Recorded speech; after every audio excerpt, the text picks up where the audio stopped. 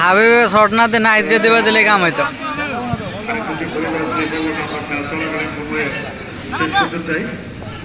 সেই হিসেবে আজকের এই অনুষ্ঠানে সভাপতি আসন গ্রহণ করবার জন্য বিনীতভাবে অনুরোধ করছি সখীপুর উপজেলা বিএনপির সম্মানিত সহসভাপতি জনাব অধ্যাপক ফারুক হোসেন স্যারকে।